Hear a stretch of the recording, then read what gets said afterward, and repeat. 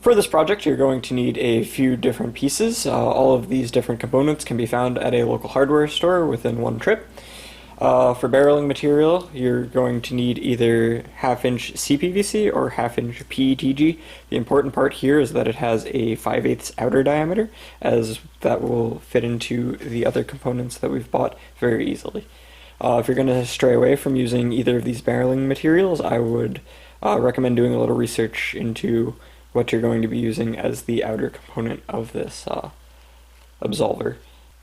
Other PVC components include a 1.5" PVC Endcap and a 1.5" PVC coupler, as well as a 1/2" coupler and a small length of 1/2" PVC to attach to the blaster. Now the length of this is going to vary based on the blaster you're trying to attach this Absolver to, so I'll just leave that at that. To hold this project together, I'm going to be using 2-part epoxy. However, you could use the adhesive of your choice. I'm not sure about hot glue, as that tends to be a little less durable than some other adhesives. However, you can use whatever you feel comfortable.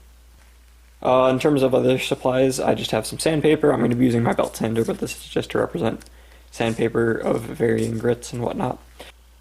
To cut all of my barreling material and other components, I'm going to be using this rotating pipe cutter. However, you could also use a hacksaw or whatever you have available to you. A Dremel will also be very handy. Again, you can probably hand sand, but the Dremel speeds up the process a lot, and as always, you're going to need a marker. I forgot to mention it, however, a ruler or other such measuring device is needed for this project. Okay, to start this project out, you're going to need to cut 7 3-inch segments of barreling material. It's okay if it's a little longer, you can always sand it down later. But like I said, 7 3-inch segments are necessary for this variation of this project. I would recommend making your mark, cutting the segment, and then making the mark at the new end rather than just going along and marking every 3 inches, because you're actually taking a little bit off of the material with each cut, especially if you're using something like a hacksaw. So in order to keep the measurements accurate, I would recommend marking, cutting, and then remeasuring, marking, cutting, and then continuing the process until you have 7 segments. Once you have your 7 segments cut, you're going to want to glue them in a pattern such as this. I recommend just doing it starting off with 3 and then putting a line of glue down the middle, holding them together, and then just adding the pieces one at a time. You're going to end up with something that looks like this, and if you did your measurements correctly, they all should line up fairly well. However, if not, you can always just touch it up with something like a belt sander or by hand. However, it's easier to just get the measurements correct the first time. Although not particularly necessary, for ease of loading, I reamed out the edges of all 7 of my barrels with a conical Dremel bit such as this, just to make my life a little easier. Now I'm going to go wash this out before we continue.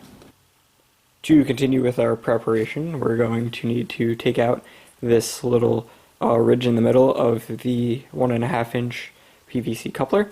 It should look something like this when it's done, so side-by-side comparison. I found it easier to just remove the whole ridge rather than trying to remove just little segments of it where the barrels would collide into, and it looks a little cleaner in my opinion after trying out both. So I'd recommend just removing the whole ridge and making sure that this is smooth to go through. It doesn't need to be perfect because you're not going to see it as the barrels will be there, but try to keep it as clean as possible. Our next step is to cut the 1/2" PVC coupler in half. This will give us 2 pieces. We only really need 1 for this project. However, you can save the other one if you're making multiple of these or for a different project.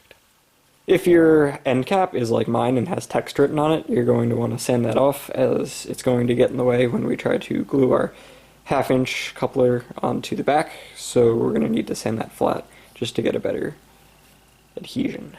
The easiest way I found to make a flat segment on the back of the cap was to use a belt sander as shown here.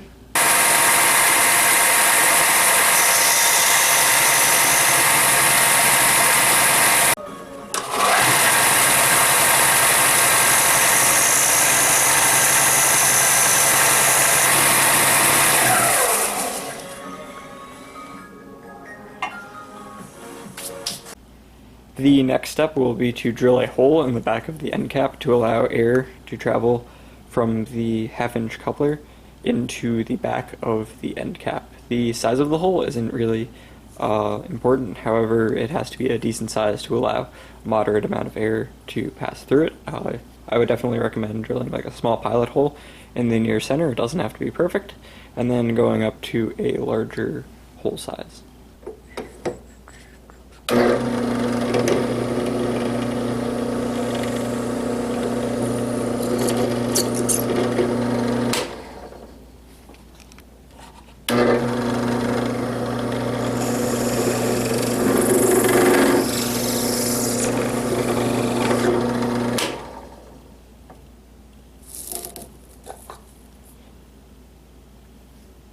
Okay, now it's time to glue it all together. I probably won't be gluing on camera, as operating a camera and using two-part epoxy has ended poorly for me in the past.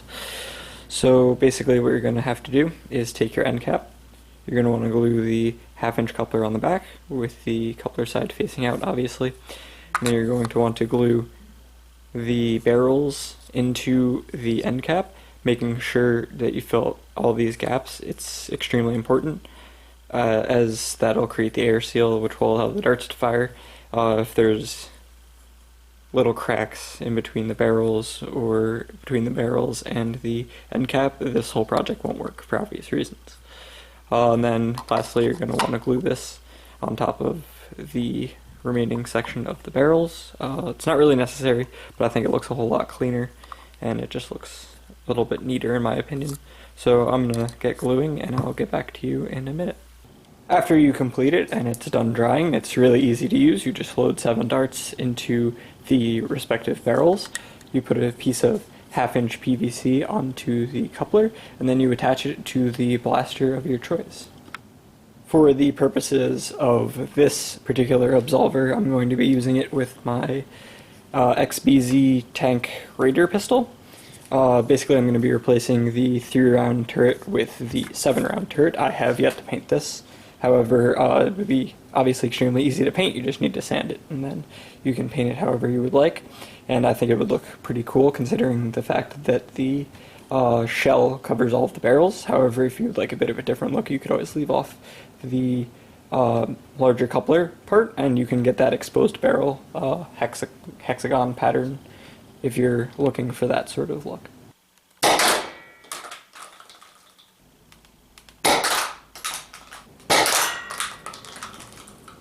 Okay, so as you can see there by a quick firing demonstration, the Absolver is fully functional, and obviously the power of the Absolver and the ranges therefore are going to matter a lot with the various air tanks you use.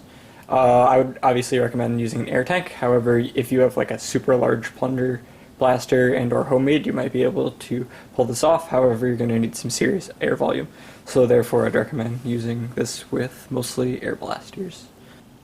If you made this particular Absolver, please feel free to tell me about it in the comments section down below, or if you have any questions about the build or what blasters you might want to use this with, feel free to drop a comment in the comment section down below.